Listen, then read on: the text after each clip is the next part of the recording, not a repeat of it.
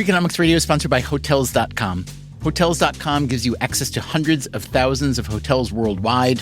And when you join for free, you can save up to 20% instantly with member prices. Plus, every stay earns rewards. So when you book one trip, you're already lowering the cost of the next one. Hotels.com is simple, rewarding, and designed to help you get more out of every stay. Sign up for free and book today. Hotels.com. It's all in the name. Freakonomics Radio is sponsored by Amica. You know what they say, if you want to go fast, go alone. If you want to go far, go together. So go with Amica and get coverage from a mutual insurer that's built for their customers, one that looks after what's important to you together. Auto, home, life, and more, coverage that fits your unique needs. Amica helps you protect what matters most. Visit amica.com and get a quote today.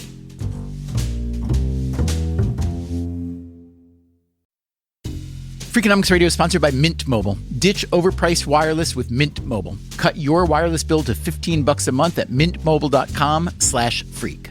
Upfront payment of $45 for 3 months, $90 for 6 months, or $180 for 12 months. Plan required, $15 per month equivalent. Taxes and fees extra, initial plan term only. Greater than 50 gigabytes may slow when network is busy, includes up to 20 gigabytes hotspot. Capable device required. Availability, speed, and coverage varies. See mintmobile.com.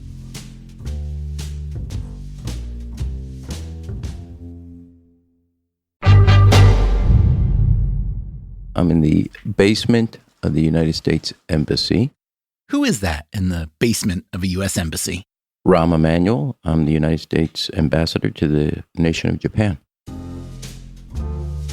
If you have not been keeping up with Rahm Emanuel's career, you may be surprised to learn that he is serving in a major diplomatic role because he is famously undiplomatic. He has been in politics for 40 years as a senior advisor in the Clinton White House, as a congressman from Illinois, as chief of staff in the Obama White House, and as mayor of Chicago.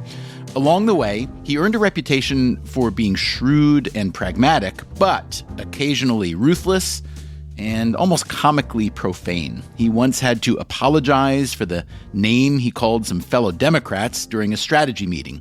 Here is Andy Samberg on Saturday Night Live in a parody of that apology. I should never have called you that. What I should have called you are babies. Stupid babies who can't keep their mouths shut. You went to the Wall Street Journal with this, you turncoats? I'm trying to get done here. And I know we're not moving as fast as you want on healthcare, but maybe you noticed the Republicans are trying to paint us as Soviet crack dealers. I've got so many legislators in my colon, I need 60 votes just to take a so you. And now the United States has installed Emanuel as top diplomat, not to Estonia or to New Zealand, but to Japan. America's number one ally. Is that the official slogan now? It was before, but we've kind of now put it in bronze. And what might, I don't know, Canada think about that? They can say whatever they want on their time zone, but as long as we're on this time zone, they're asleep right now. So really, who gives a rat's? So we're good. If Emanuel's voice sounds familiar, that may be because we had his brother Ariel on the show recently. Ari is CEO of the sports and entertainment company Endeavor. He, too, is known to say what he's thinking. Really? The third brother, Zeke, is an oncologist and medical ethicist who helped write the Affordable Care Act. So, yes, quite the family. Rahm is the middle of the three brothers. Their childhood home in Chicago was noisy, loving, and above all, competitive. The Emanuels are argumentative, they are impatient, they are interrupters. They each exploit their natural advantages. Or even better, they turn disadvantages into advantages.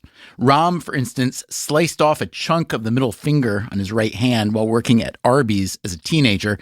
Ever since, when he gives someone the finger, which he's known to do, he flicks his half finger twice for emphasis. In Japan, members of the Yakuza crime syndicate are known to chop off their own fingers to make amends for a misdeed. You get the sense that Emanuel, now that he's in Japan, might enjoy being mistaken for one of them. You can bet that if he had cut off his own finger, he would tell you it didn't hurt. The Emanuels are also tough. Today on Freakonomics Radio, Rahm Emanuel talks tough on China. I'm not looking to go around and have a problem, but I'm not going to play your fool anymore. He makes an argument for why Japan is more important to the U.S. than ever. And, yeah, he does what Emanuels do. Why do you always do that? Don't ask me that, Stephen. I don't really like that question, okay?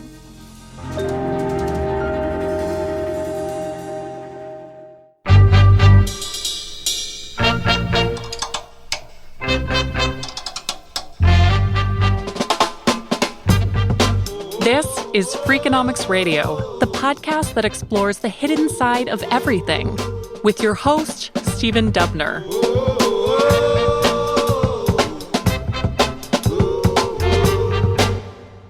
I have heard you offer concise and accurate summaries of many politicians' strengths and weaknesses. You almost sound like an NFL coach breaking down a draft prospect. I'd like you to do that for Rahm Emanuel. Strengths, weaknesses, intangibles. What are they? Well, first of all, everybody's strengths are their weaknesses. No, they are. It's also true for interviewers, Stephen. But that said, my strengths is I read a ton. I try to think of everything's in three-dimensional chess from a political standpoint, a policy standpoint, a public communication standpoint. Prioritize, very impatient, trying to get done, trying to make sure that it has an impact, etc. I'm quick to judgment. That's both good and probably more times bad. It comes off imperious at times, and it comes off as intolerant at times. You say it comes off as those things. Is it those things or it's not really? Yeah, sometimes they are. Yeah. I mean, I know a lot about arrogance. I deal with it every day, but it's not the total character. If I were to ask you to look at your job overall, and I'm sure there's a lot of variation, but give me a sense of not necessarily what you would do in a given day. Those answers are usually not very good, but I want to know what are the main buckets of your job, would you say? I mean, there's a big piece, which is on the national security and diplomatic development side. Second major piece is this year, Japan made three historic, let's say four, actually. One is they agreed to go from 1% of their GDP in defense to 2%. They were going to become the third largest defense budget in the world. In a really short time, yes? Yeah, the runway is 5 years. And we got to do it right. They got to do it right, and we're here to assist in that. Second is they're acquiring some capabilities like counterstrike and a change in strategic thinking. Third, they adopted a law kind of similar to ours called CFIUS, which deals with if companies are bought, strategic overview, or you're giving away the family jewels. Fourth, in international issues, they give non-lethal assistance.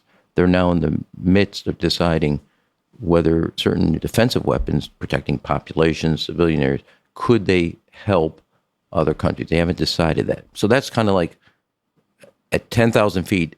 And then there's this economic front. I think today, in fact, as you and I are sitting, the new data is going to come out. And for the fourth consecutive year, the United States and Japan are respectively the number one investor in each other's country in the world. So how much of the Japanese military buildup strategy was influenced or driven by the U.S.? I couldn't give you a percentage. I can say this. First of all, they're a sovereign nation. They make their own decisions. And I'm not just saying that they are. And they have to go through their parliamentary system. So it's their decision. The United States as the number one ally and with a treaty alliance, and here in Japan, probably one of the largest, if not the largest, American military presence in a single country anywhere in the globe. We obviously have an interest in that. It's worth noting that the U.S. is the world's biggest dealer in military arms and equipment. So Japan's military buildup is meaningful in at least two ways: having a stronger ally next door to China and helping U.S. military manufacturers sell more of their hardware and software. So neither you nor I are quite old enough to remember, but we certainly know the history of Japan after World War II being forced to disband their military. Germany, the same thing. And now, of course, these are really nice military allies. That wouldn't have been predicted. Is it strange? Is it just odd for Japan to start thinking of itself as a military power again, even if only a regional one? Can I correct you? Of course. So if you thought of it the way you phrased it, which is just a military ally, you're missing 2/3 of the relationship. Given the history of what you were talking about and given what happened post-World War II, and that it got embedded into not only the political system, into the cultural outlook, etc., yes, it is a kind of out-of-body experience. On the other hand, Japan is a political, diplomatic, economic, and cultural ally.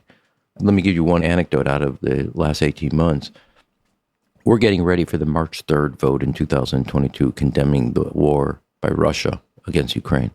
This is not long after you've arrived, right? A couple months? I arrive 30 days before the war starts. I get confirmed by the Senate in December of 2021, arrive January 2022. The war starts February 2022.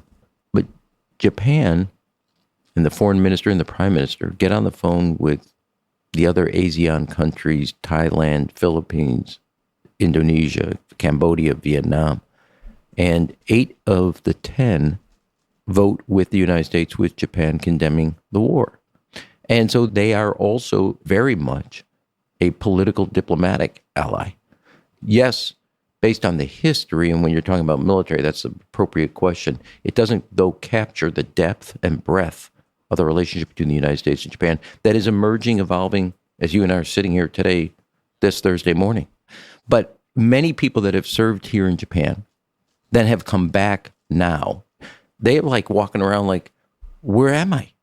And to Japan's credit, they're surprising us. I think they're surprising sometimes themselves. They are moving forward at incredible pace and speed, and they have dialed up diplomacy, deterrence, and development. We're going to be heading into a trilateral meeting in Washington where the president has asked the prime minister of Japan and the president of Korea to come. It will be the first time ever, not on the side of like a G7 meeting or a NATO meeting, where the three of them will meet for the purpose of meeting. China's always assumed that that could never happen. President Biden, because of his diplomacy, that will happen. That relationship built, people underestimate. You know, Tep O'Neill made the comment, all politics is local. I believe all politics is personal. President Biden's a big believer, as you can see, and you just can't replicate time together. What it does for trust, what it does for relationships. So when you get together the 10th time, you're like friends and you know each other. You can finish each other's sentences. And probably the best testament to why it's so significant is China now called for their own trilateral meeting. With who? Korea and Japan. Oh, really? Is that going to happen? Well, I don't know. I know ours is going to happen sooner, not to be competitive. Let me just ask you on the Japan-South Korea thaw, if we want to call it that, or rapprochement. Or the rapprochement, that's better. Yeah, for the undiplomat, Rahm Emanuel. There it is. Or, you know, the military upgrade, which we've been reading a lot about here. You're implying that you've been rather involved. That would be a natural assumption. I'm sure you're not taking credit for having done any of this alone. It's a big apparatus. But give me an example of how, let's say, you and your U.S. counterparts, both in Japan and in D.C., were involved in one of these avenues. I think the military commitment might be a more interesting one. I want to be clear. These are, you know, independent countries are making independent decisions. But you, as a representative for the United States, play a role. And to Prime Minister Kishida, first I want to give him a shout out, because before even a tank was on the Ukrainian border, and some in Europe were claiming it will never happen, the Prime Minister here, thousands of miles away, said we have to increase our defense budget. He's thinking if Russia can do that to Ukraine, China can do that to us, essentially? There's that. China's become much more aggressive. They fired 5 missiles into Japan's EEZ, which is their security zone and economic zone. That kind of wakes you up in the morning. And you got North Korea firing off 72 missiles. You got to think different strategically. I believe there are 3 C's in the last 3 years that have changed the world: COVID, the conflict in Europe, and the coercion by China. And all three of those have upended every assumption we've had for the last 30 years. And we're now making adjustments. Japan, no different. Not only did they decide to double their defense budget to the NATO standard of 2% of GDP, but also then to acquire skills and capabilities that give their deterrence a capital D. And our role as ambassador, we had all these things that we were trying to get done and help shape, influence, discuss what we thought was important. And so we ran an internal process and then back and forth with Washington. And we came up with 6 or 7 things that we said, these are like list A. Not all things are equal. If you want to really spend these resources and you want to build up this level of deterrence, we think this is the things that you must get done. So my sense is that Japan has been changing not only a lot, but quickly and along many dimensions, politically, economically, socially, and especially that there's a sense of urgency among the political leadership. I may be wrong on that, but I'd like you to tell me a little bit about Prime Minister Kishida. And maybe it's his metabolism, maybe he's different than predecessors, or maybe it's not him. But I am curious to know if this urgency is real, what's producing it? Is it China threat? Is it that simple, or is it much deeper than that? Can I, again, it would be also unlike an Emanuel not to interrupt you. Yeah, you can correct everything I just said. I'm accustomed to that. I know, but I'm now going to not just say, can I correct? I'm just going to do it. Here's what we're doing that. That's what the CHIPS bill is. We're changing. And I always say this, I say, we're not asking you to change on your own. We have to change. Japan on the military side is about to create an integrated structure. We have to think about this structure ourselves. We have something that's an outgrowth of 70 years ago. And I always say this to our team, the Defense Department, the State Department, at the National Security. If we had a legal page and it was blank, would we actually draft what we have? And the answer is no. So let's think about this. I'm working with senators right now on this idea because our General Accounting Office in the United States said, we're 4,000 days behind on ship repairs. Well, there's a ban using foreign shipyards. If we, God forbid, ever had a conflict, you're not taking that ship back to San Diego. So we better start thinking about, if you want to train together, you better deter together. Finish that loop. You're trying to make so that the U.S. ships can be repaired there, correct? Surface ships, and that we do it now while we're at peacetime. So we get the parts here, the blueprints here, the training here.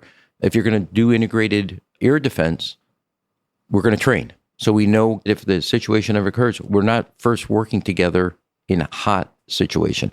Well, that should be true also for the repair and maintenance. You can't wait 6 months for a ship to go out of the theater to come back. The time to practice that is not in a hot moment. Now, my thing is we have to update. And I always say this when I interact with Japanese. We're not asking you to change things and us stay the same. We too are evaluating. We have good days and bad days on that. That's politics. That's a process. That's an evolution. And one of the most fascinating things to me politically. Now, this is kind of stepping out, and I want to be careful so I don't create... Nah, don't be careful. I look at American politics, and I have 3 kids all out of college now. One's in the Navy, another one works in the media, the other one's a dancer. Their generation, and I meet their friends, very much appropriately care about climate change, inequality, whether it's on the racial side, sexual orientation, income side. Older voters in America, I'm speaking generically, a little more conservative, hawkish, clearly on national security. Here in Japan, older voters are more dovish on national security, and it's the younger voters that are more hawkish. That's interesting. So it's I'm looking at data, polling, et cetera, and I'm like, Why is that? Is it a deeper, different understanding of China? There's China, there's Russia, there's North Korea. The neighborhood is not just calm waters. As President Xi said, there's choppy waters. Well, they're chopping them. China has fundamentally altered Japan, the region, and made people think different, act different, because the region as a whole, and you can see it from India to Japan, South Korea, you can see Australia, Philippines, others, realize that an untethered China, an unmatched China, is a China that doesn't follow the good neighbor policy. What are some important things, especially for Americans, to understand about the current relationship between Japan and China? The history here is 1,000 years. There's a long relationship on language, letters, foods, trade. On the other hand, there's also competitiveness and cultural differences. They too, in Japan, realize that on certain things that China has not practiced a good neighbor policy. Take the most clear example. There's a dispute around a set of islands called the Senkaku Islands. Japan claims them. China claims them. They're in Japan. We actually have extended our security guarantee. Any violation around the Senkaku Islands would be a violation of Japan's security. Now, we should say there are oil and natural gas deposits there, yes? And you should also say fishing, food, kind of a big piece, especially when it comes to China's insecurity. And in the last year, there has been a massive amount of Chinese violation of the Senkaku Islands and their kind of economic zone around them. That is one example. Firing 5 missiles into the EEZ of Japan is also another example of where China is not practicing being a good neighbor. No matter what they lip sync, their actions do not reflect their words. And everybody in the neighborhood is onto it now. Was Japan overly patient for a long time with China? Well, we all were. And I think that one of the things that we're catching up and one of the things that President Biden's been clear about, we were patient hoping that engagement with China would alter the behavior. And the best example I used for this is in 2012, in the Rose Garden at the White House, President Xi said, we'll never militarize the South China Sea. I don't think the wheels were in the belly of the plane when they're already building new military bases there. This was a joint White House press conference by President Xi and President Obama, but it happened in 2015, not 2012, as Emanuel recalled. So my view is, how many times do you think you can lie to my face and I'm going to sit here and say, well, hopefully you'll change. And everybody's woken up. There is not a benign China. And I'm not looking to go around and have a problem, but I'm not going to play your fool anymore. Japan, like us, is onto the fact that the China that we were trying to engage is not the China that Xi is presenting or acting on, and therefore we're going to take very defensive measures to protect ourselves. Let me ask you to go back in time. All the economists I know who were writing at the time about what globalization would mean economically for the U.S. when China got into the WTO, they were all wrong, and they all admit now that they were wrong. Most people in the political realm were either wrong or wishful, right? Hoping that it would work out. Who was right back then? Being the middle child that I am, I have a middle analysis. Okay. So here's how I look at it. And it also includes now Russia. Basically in 1999, when President Clinton and the establishment all decide, bring China into the system using the old Lyndon Johnson, better having them in the tent pissing out than outside the tent pissing in. Well, that's a 60-40. Okay, you bring them in hoping that they, not that you get democracy, but you get them vested in a system and they will see the benefits, which is what they got, millions of people coming out of poverty. When you engage Russia economically, energy-wise, linked into Europe, that would moderate their behavior. And look, they had an office at NATO. The G7 became the G8, which Russia participated. That was a 65-35, 60-40. That was a fair question. In 2007, Putin gives this incredible speech at the Munich Defense Conference where he basically tells you, I'm going to war, and I'm going to come back and recreate the Warsaw Pact. He tells you what he's going to do, and we held on to this myth or this assumption longer than he agreed to. When Xi says what he says in the Rose Garden and then changes practices, all the United States, political, economic, stayed on the assumption that China inside would moderate their behavior and become vested in the system. It was not that it was wrong between 1999 and 2012. It was wrong to stay with it past 2012. It was wrong to stay with it going back to Russia and the European. They both told you either directly what they're going to do or indirectly, I'm going to lie to your face and smile. And we held on, and I say we, meaning the United States and Western allies or like-minded nations, to a premise and a set of assumptions and a strategic view longer than its value. And that's why we're acting with appropriate level of urgency, because it wasn't wrong to make the first move. It was wrong to hold on to it when they told you you're a sucker. And it was right for a period of time because China did act different. It was when they lied to you and you held on to it that you were a fool. So without having to point a finger, why has it taken so long for... You had to use that, and I have 9.5 digits, and you had to use the metaphor of the finger. Okay, that's true. But without a... So sensitive. I'm very sensitive. I've heard that about you. Yeah. Without assigning blame directly, though, other than the fact that we have, democratic elections and the administrations change all the time, how do you account for the fact that since 2012, you're saying the writing was on the wall with China, but here we are, and things are just starting to get kind of firm? I'm not into who personally to blame. We did it as a country. Now we have to fix it and get right. When we talk about building a supply chain among like-minded countries that we can trust, work with, from semiconductors to raw minerals and materials, that is responding in a strategic vision and doing it with a sense of urgency. My worry is urgency is good.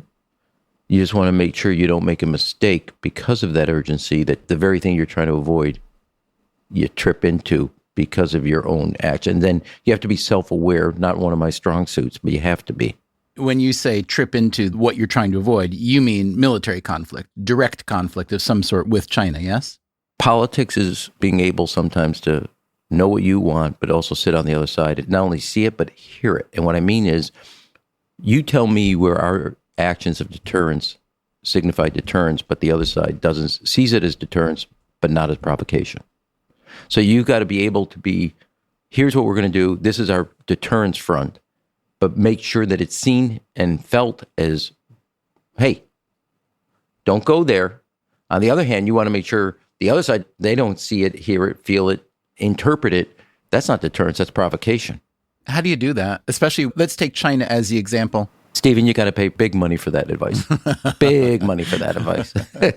No, seriously. But for you, I'll give you a 10% discount, okay? I appreciate it. I'll wire it. Well, then I'm going to hold my answer until I see the wire come through. Probably get caught up in CFIUS, though. Yeah, ask Ari. He'll lend you something at a small commission. But how do you... Make sure that your intentions are known. And so you have to be, I think President Biden, when he sits down with leaders, very clear, this is a line, and on the other side of it, it's offsides. And offsides requires me to do certain things. Don't put me in a political position where I have to do that, and I will tell me where your lines are, so I know what offsides is for you. Because we all have that, and where are our lines, and where do they cross, or where do they never meet? And so not only what are you going to do, but want to be clear before you do it to the person that's supposed to hear it. They're hearing what you say, not what they thought they heard. And that is, sometimes you get it right, sometimes you get it wrong. Coming up after the break, what they got wrong and what they got right. If I told you, I'd have to kill you. More Rahm Emanuel, more China from Japan. Stay tuned.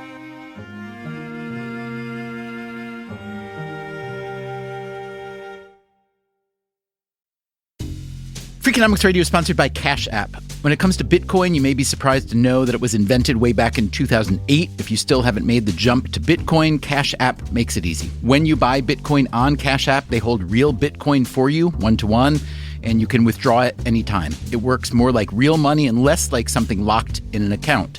No extra steps, no restrictions, just access and control when you need it. For a limited time, new customers can get $10 added to their balance. Just use code BITCOIN10 when you sign up. And don't forget this part, send at least $5 to a friend in the first 2 weeks.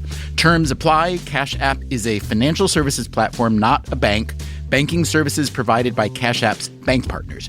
Bitcoin services provided by Block Incorporated brand. For additional information, see the Bitcoin disclosures at cash.app/legal/podcast.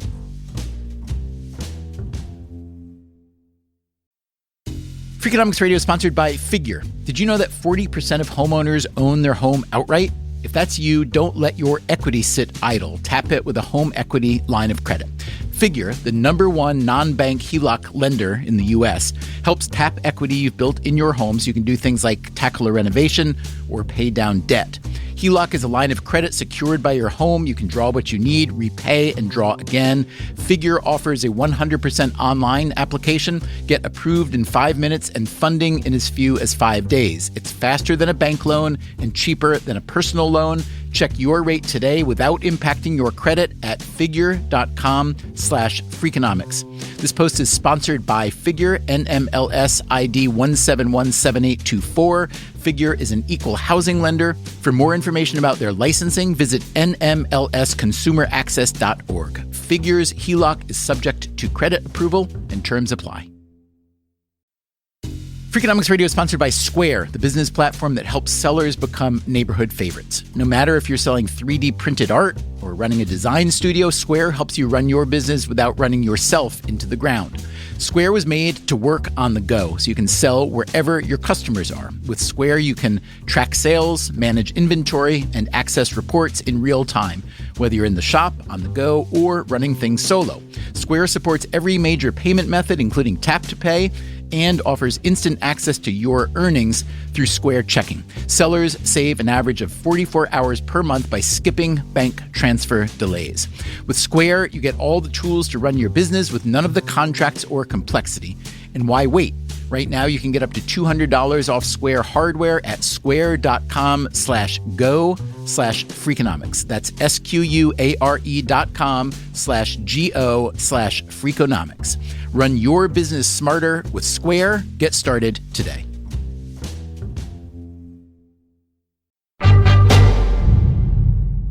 Before you were appointed ambassador to Japan, it was rumored that you might become ambassador to China. Nicholas Burns is now ambassador to China. A good friend and doing a great job. Give me an example of a recent conversation between the two of you. If I told you, I'd have to kill you. That's all right. I've had a good life. I'm ready to go out on this one. You know, people say that's not a hill I would die on. This is the hill I will die on. So Nick and I go back. We're also going through confirmation at the same time. We also have a history, different trajectories. He was in the kind of foreign policy establishment. I was in the political zone. It's somewhat similar. Yes, we're in the same region. I wouldn't call China an ally. I would call Japan our number one ally. So I'm in a more friendly environment and working with an ally in a common purpose. He's communicating to, I don't want to say adversary because it conjures up everything, but China that is not an ally and is a clear competitor on a series of fronts, political, economic, strategic, military. And he has to have a different posture and he has different access. The other thing, though, is we coordinate. We talk regularly, we email, and we communicate regularly on the phone. That's also true with colleagues like Caroline Kennedy in Australia. That was a good preamble, but you haven't said what I really want to know. I know that. Well, here's the thing. We talk about certain things that we're working on that have impact in each other's country. And so I can't really, I know you want it. I mean, there's parts of this life you can't discuss. Well, let me ask you a question to get into it. Okay. Would you say that his agenda is much more meaningful to you than your agenda is to him? Well, first, again, I'm going to correct you. We're doing President Biden's agenda, not our agenda. That said, we also learn from each other. There's things we're doing on economic security that he is working on, that I'm working on. I don't think he would disagree with this. I probably have, if you could say, as a United States ambassador to Japan, slightly more impact on our policy towards China than he does towards our policy towards Japan. That's just the nature of the construct and where we are diplomatically. How much would you have liked that job? I'm going to give you an anecdote. President-elect Biden calls and says, I want you to be ambassador to Japan. And I said, yes. He says, don't you want to talk to Amy? I said, I will, but I have a rule, which is when the president asks you to do something, it's yes or yes, sir, and you just got to decide which one of those answers you're going to give, which is the same thing when President Obama said, will you become chief of staff? Even though you could have been Speaker of the House. It was painful, but as Grandpa, when the president asks you to do something, it's yes or yes, sir. That said, I said to the president, let me give you an answer. I'm a yes, I would love to do it, and think a little about China. He said, well, let me take that under consideration. Ron Klain and I, over the months, are talking, and then about 2 months later, I said to Ron, I don't want to do China. I want to stay with Japan. Why? I'm getting there, Stephen. You're acting like an Emanuel. Patience is not my strong suit either, just so you know, okay? So I said on a very personal level, I put Amy through, Congress, chief of staff, mayor, etc. Japan is just a different lifestyle and quality of life. And I owe her that at this point in our lives. Second is, I think working with an ally is a lot better and I can be more impactful than working with a competitor / adversary. But that said, I always view it this way, which is, I did this when I was mayor, chief of staff, and I've done it here is, 3 years hence, I'm getting on a plane, I'm going to turn around and look, did we leave our footprint? Where is it, et cetera? And the ability to do that is here.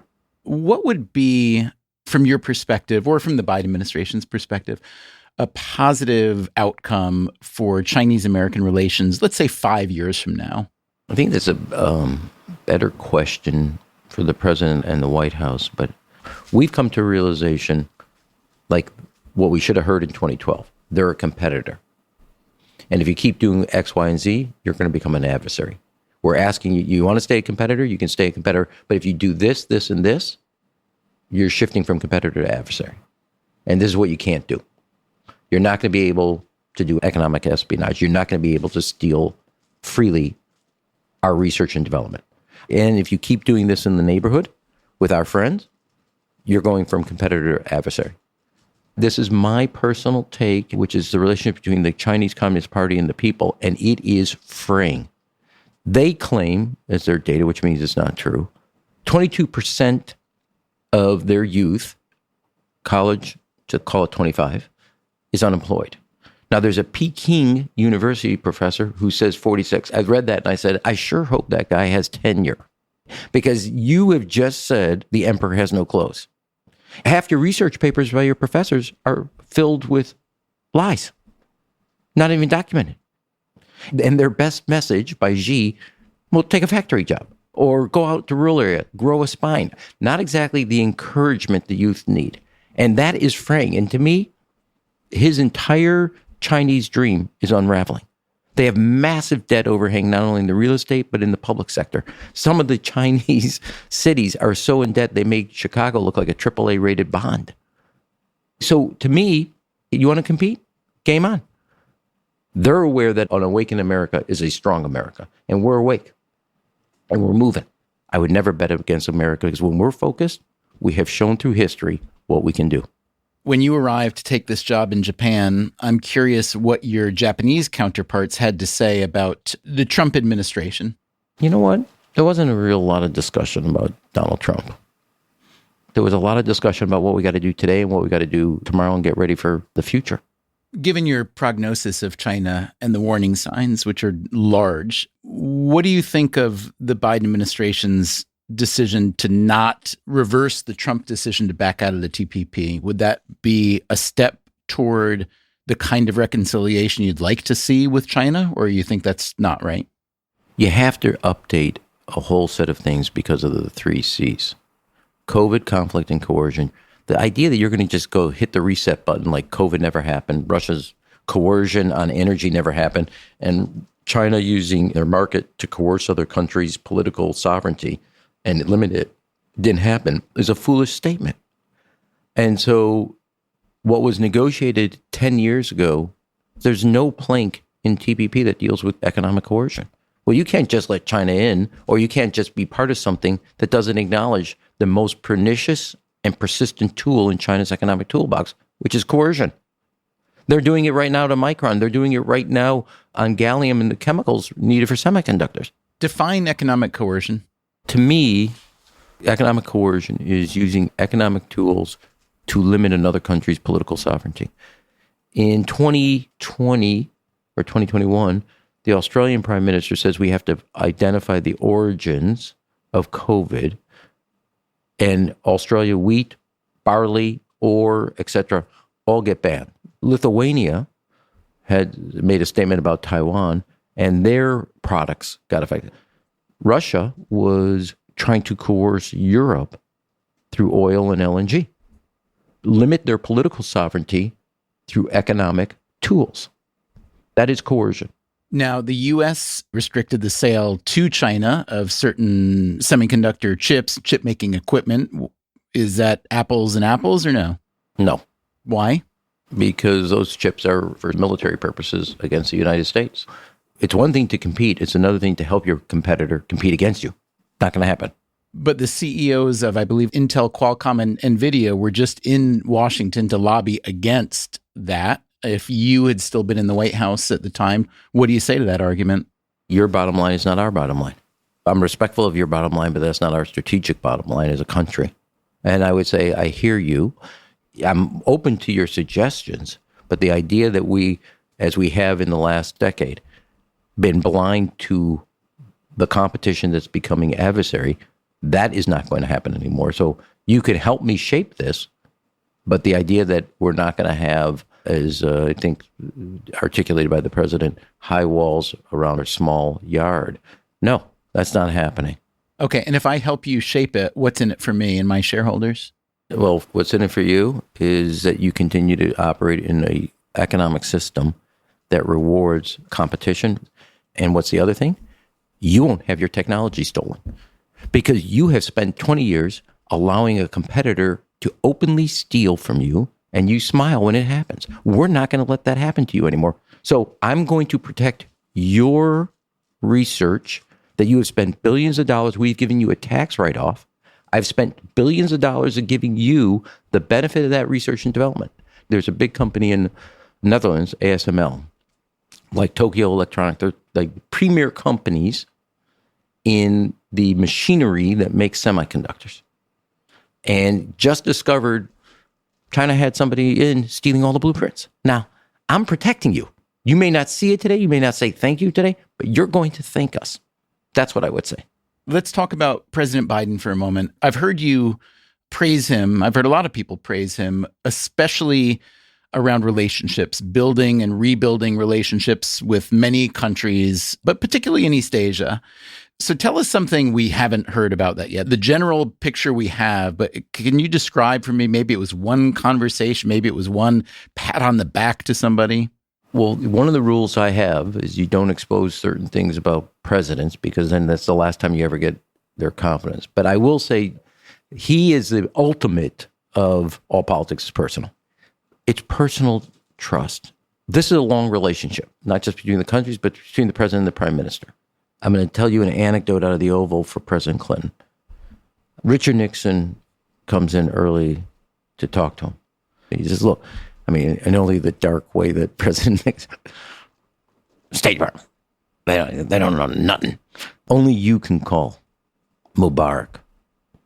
And only you can get Mubarak to do X if it's meaningful to you and the United States. This is about you and them. And, you know, not that the State Department can be very helpful institutionally, it's very important, et cetera.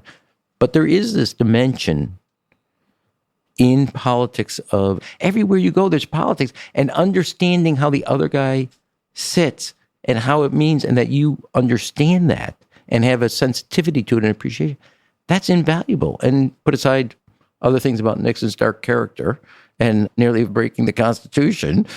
But he is right that the State Department can do X, the Foreign Ministry can do Y, the defense people. But if you're trying to get somebody, and this is what I want to say, going back to where we started, like with the rapprochement, Japan's a sovereign country, Korea's a sovereign country. The two leaders there made also a decision.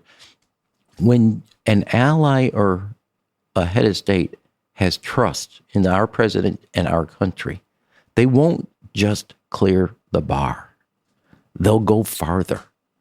And that is true of Nixon's advice. That is true of President Clinton's view. Politics is personal. That's true of the way President Biden has operated. It's not everything, but it ain't nothing. After the break, a story about Rahm, Emanuel, and Michelle Obama. She goes, do you think that's appropriate? And what Emanuel will take home from Japan when his tour of duty is done. I'm Stephen Dubner. This is Freakonomics Radio.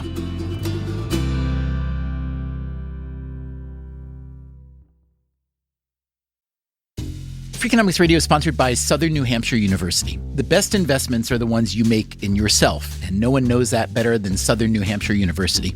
With more than 200 online degree programs, no set class times, and low online tuition, Southern New Hampshire University is built to fit your life today and set you up for success tomorrow. Education is an investment. Why not make it a smart one? Apply for free at snhu.edu/Freakonomics. Freakonomics Radio is sponsored by Zip System. Zip System building enclosures are designed as one integrated roof and wall system that makes it faster and easier to create a tight, dry building enclosure. Instead of a mix and match approach, all components work together as one system, eliminating the need for house wrap and felt. Because they keep your build protected against weather starting from day one, that means fewer steps and less opportunities for delays. Explore their family of products and learn more at zipsystem.com. Freakonomics Radio is sponsored by talkaboutpd.com. Let's talk about Peyronie's disease, or PD. It's not widely talked about, and some men may feel reluctant to bring it up, but it's more common than you would think. PD can happen when scar tissue builds up under the skin of the penis, causing a curve with a bump during an erection that for some men may lead to pain during intimacy and impact mental health. A trusted urology specialist can help diagnose PD and walk you through your options, including non-surgical treatment. Visit talkaboutpd.com.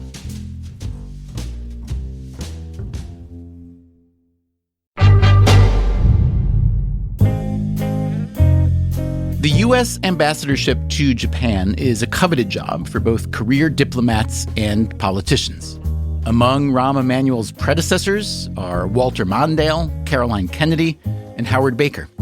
The job comes with a beautiful palatial home in Tokyo, steps away from the prime minister's office and the legislature, or the diet. There's 6 bedrooms. On one end is where General MacArthur lived. On the other end is where we live today. The big room is where General MacArthur receives the emperor at the end of the war. He was there a long time, wasn't he? He was there 5 or 6 years, right? Yeah. Did he move his mom into one? Didn't he take his mom everywhere with him? Or didn't she go everywhere with him? She puts Jewish mothers to shame. Yeah, she spent a lot of time with the general. Now, what about you? Do you have... a Jewish mother? Yes. Anti-Semitism seems to be rising just about everywhere at the moment. Seems? I would strike the word seems. Okay, it is rising. The FBI, all the data will tell you. Attacks on synagogues, attacks on Jews, yeah. Yeah. So how do you think about that? I mean, historically, what would you say that rising anti-Semitism tends to predict or portend? How concerned are you? Very concerned, but I'm concerned as a Jew. I'm concerned as somebody that's raised 3 children to be proud of their Judaism, which I think they are. I'm concerned that in a society and a country where my grandfather fled pogroms, was a 13-year-old put on a boat by himself to come to a country he didn't speak the language, that his grandson could be the U.S. ambassador to Japan, could be a mayor of the city that welcomed him, that we're harking back to the very place 120 years ago he fled, values-wise. You look at attacks on other people based on their faith, their ethnicity, their culture. So the rise of intolerance for otherness, and it's not limited to the United States, it's also happening in Europe, is a very troubling trend. But on some dimensions, or for some groups, it seems to be waning, whereas anti-Semitism, kind of travels alone. Why do you think that is? I mean, don't you think you should ask the anti-Semite that? I mean, why is it that you hate Jews? Why don't you ask the anti-Semite that, not the Jew, okay? Why don't we put the question to them, okay? Wait, who are you doing now? Is that your father? Who is that? No, I don't know what that was. Like, you're asking me to understand why an anti-Semite hates me. I got enough problems hating myself. Why should I ask them why they hate me? I mean, here's the one thing I got to be careful. We have had horrible, ugly periods in American history. I mean, I love Ulysses S. Grant, what he did, his executive orders on Jewish kind of schmatas collectors down in Vicksburg, where Lincoln makes them reverse. You have Roosevelt, who doesn't allow the St. Louis in 1938, and he doesn't bomb Auschwitz. So we have ugly periods, but those same periods of ugliness, we've had leaders, not just presidents, leaders who grasp the better angels and pull us into a better place. And that is what we need from all of us. In the best of times, there's anti-Semitism. In the worst of times, that anti-Semitism becomes a justification for violence. That's a period of time that we're in now. So which comes first, America's first female president or America's first Jewish president? I mean, the odds are female. There's 50% versus 1%. What do I know? But I would just say, I'm not going to say what I'm going to. Whatever you weren't going to say is what I want you to say, plainly. All right. First of all, the answer to your question. Are you running in 5 years? No, the answer to your question is a woman, because one of the most promising political offices in America to the presidency is governor. And when you look at the amount of women who are governors, that's what I would say. So there's this famous book about Japan from the American perspective. I'm guessing you've read it. It's called The Chrysanthemum and the Sword. It was published in, I think, 1946 by the cultural anthropologist Ruth Benedict. And she had been commissioned by the U.S. government during World War II to write the book to help the U.S. understand the Japanese psyche. It's been very influential, also controversial. I want to read you what is essentially her thesis statement and see how it aligns with how you saw Japan coming in and how you see Japan now. The Japanese, she writes, are, quote, both aggressive and unaggressive, both militaristic and aesthetic, both insolent and polite, rigid and adaptable, submissive and resentful of being pushed around, loyal and treacherous, brave and timid, conservative and hospitable to new ways. What do you make of that long list of contradictions? I would not write that book or make that statement today. But I'm also aware all of us, Stephen and Rahm included, are filled with contradictions. And the idea that everything is static, as if there's no evolution and growth, and where you are, 2, 3, 4, 5, 10 years after World War II, and where you are 3 years after Russia's invasion of Ukraine are not the same. Now, there are certain cultural habits, certain political habits that then get webbed and then integrated into the DNA of a country.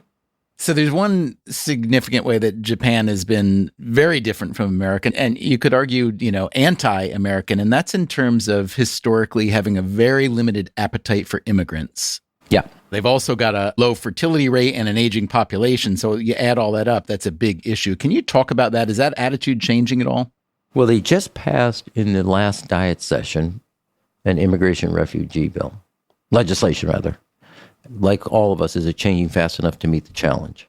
So, separate subject, everybody, South Korea has this problem, China has this problem, Europe has this problem. How do we incentivize, and families do need support for raising a child, etc. But no social policy on family planning has worked except for China's one-child policy. The restriction. So, to me, immigration is a piece of this. Now, step back. Japan is a physical and psychological island nation. And homogenous, ethnically pretty much homogenous. Yes, very much so.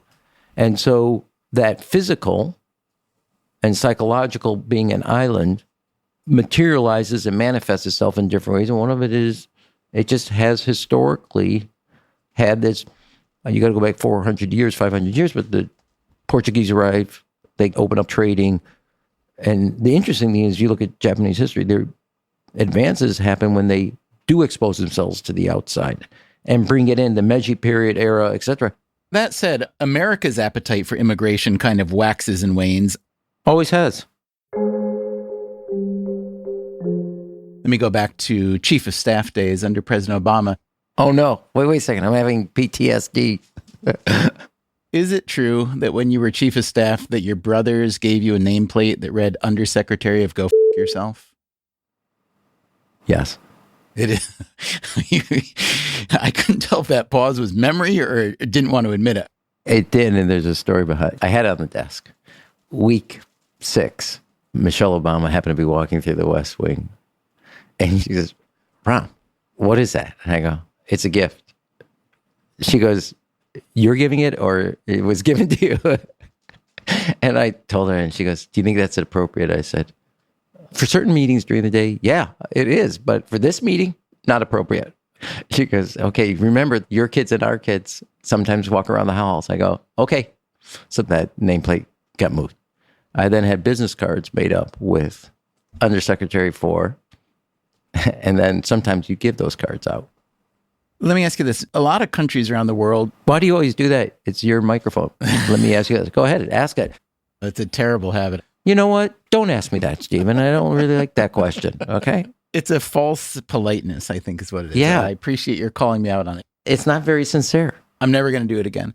I don't believe that. Let me answer that. All right, there you go. Oh, yeah. A lot of countries around the world are constantly reassessing which superpower, at least which country that's more powerful than them, they're going to align themselves with economically. I want to know, once you get past GDP, what are the important measures of economic prosperity and stability that a would-be ally is looking for? Is it energy independence? Is it access to markets? What about human rights? And I want to know how the U.S. is positioning itself on whatever dimensions you think are really important and whether we're succeeding. I think my favorite, which is troubling to me, across the globe actually, is belief that the next generation can be better than this generation, which gives you a confidence about tomorrow. I mean, I think one of the things that happened, and I want to get myself in trouble here. That's all right. You're not really helpful, Stephen, by saying, oh, don't worry about it. It's just your career. Go ahead. Let it throw it out the window. You've had a good run.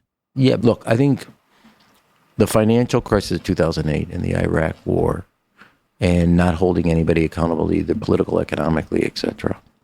It was the first time in America that nobody believed that their children's future was going to be better than theirs. And that is, to me, along GDP, along educational gains, along creativity gains, patents. There's a lot of different things to look at. But are you optimistic about not just your tomorrow, to me, more importantly, your children's tomorrow? So that's one data point. I do think energy is key. I do think, progress on climate change, lifting people out of poverty, access to healthcare. So I don't look at one, but to me, the core question is as sensibility about tomorrow. I tell my kids, you're going to get a great education and 2 loving parents. You schmuck, the rest is up to you. That's what my dad, and then he would hit me in the head. I kind of dropped the hitting in the head.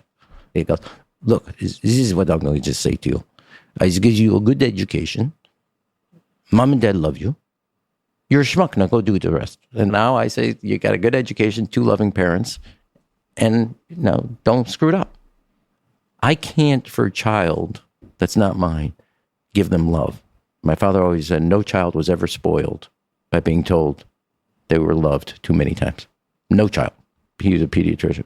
But I can give them an education. And through that education, they can believe, and this is the thing that makes me so nervous, we have a generation that have internalized self-loathing and doubt. And you see it the way they take violence on themselves or violence on others. And to me, what we have to restore is people not only believe in America, but believe in themselves, not from a selfish way, but from a capacity way. We have stolen from our kids their youth, their childhood. And it's one of the things that I find incredibly beautiful here in Japan.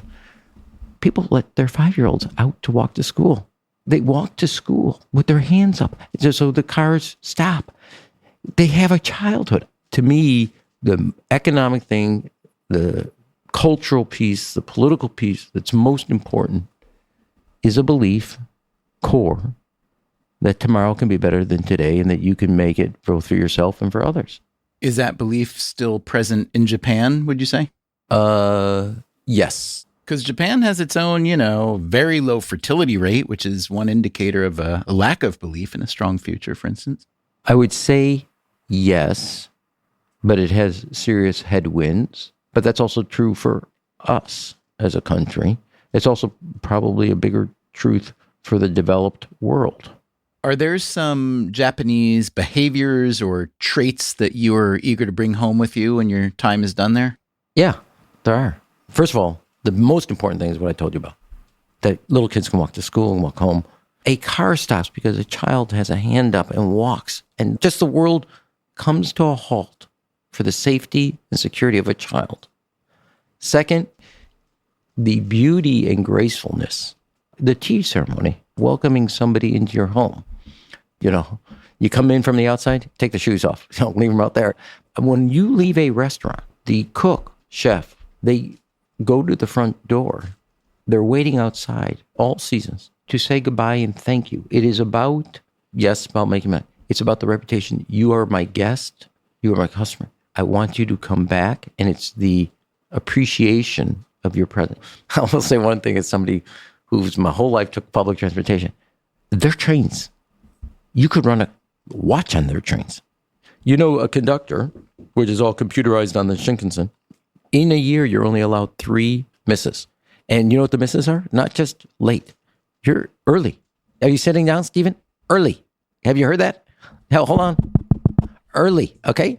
I asked my translator, ask him that question again. He said, early. I'm only allowed early or late 3 times. That's it. Like a train's late a minute, people get upset. I said, are you kidding? When I was in Chicago, I used to build 10 minutes into the schedule just because, the conductor just stopped the train in the middle or what. I want to bring that back. That was Rahm Emanuel, U.S. Ambassador to Japan. Coming up next time on the show. The thing I want, the thing I've been searching for about a year now, should be simple. Guest host Adam Davidson, one of the founders of Planet Money, takes us on a 3-part tour of the past, present, and future of artificial intelligence. We will start with a simple question. What can AI actually create? Think about creativity. I mean, first, we have a hard time even defining what it is. All it knows how to do is, from a sequence of words, predict the next one. And that's what honestly worries me, is the idea that it will be so good at imitating that people won't really be able to tell the difference. Most of what we've been hearing about AI has been either euphoric or apocalyptic. We have taken a different approach, not what to think about AI, but how to think about it. That's next time on the show. Until then, take care of yourself, and if you can, someone else too. Freakonomics Radio is produced by Stitcher and Renbud Radio. You can find our entire archive on any podcast app or at Freakonomics.com, where we also publish transcripts and show notes. We can also be reached at radio@Freakonomics.com. This episode was produced by Alina Kuhlman and mixed by Greg Rippin with help from Jeremy Johnston. We had additional research by Daniel Moritz-Rabson. Our staff also includes Daria Kleinert, Eleanor Osborne, Elsa Hernandez, Gabriel Roth, Jasmine Klinger, Julie Canfer, Lyric Bowditch, Morgan Levy, Neil Carruth, Rebecca Lee Douglas, Ryan Kelly, Sarah Lilly, and Zach Lipinski. Our theme song is Mr. Fortune by the Hitchhikers. All the other music was composed by Luis Guerra. As always, thank you for listening.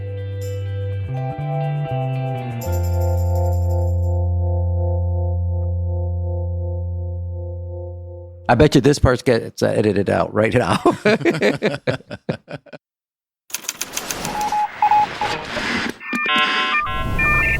The Freakonomics Radio Network, the hidden side of everything. Stitcher.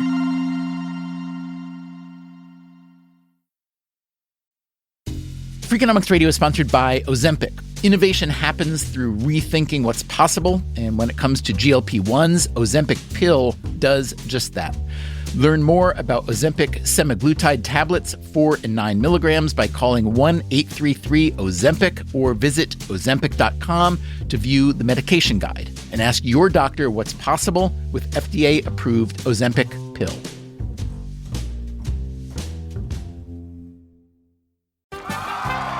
Welcome back to Should I See a Doctor? Contestant, you're camping when a rash appears on your leg. Do you A, ignore it, B, frantically search the internet, or C, use telehealth through Walmart? Telehealth through Walmart? Who knew? Oh, I'm going to say C, Walmart. Correct! Walmart can connect you with 24/7 virtual medical care. You genius, you. Well, I can fold a fitted sheet. Walmart! Who knew? Telehealth services offered by third-party providers. Restrictions and fees may apply. Hey there, I'm Stephen Dubner, host of Freakonomics Radio. If you love the podcasts in the Freakonomics Radio network, I want to tell you about a way you can get even more from us. To hear our shows without ads and get exclusive access to Freakonomics Radio bonus episodes, please subscribe to SiriusXM Podcasts Plus on Apple Podcasts or sign up at SiriusXM.com/podcasts plus. Start a free trial today.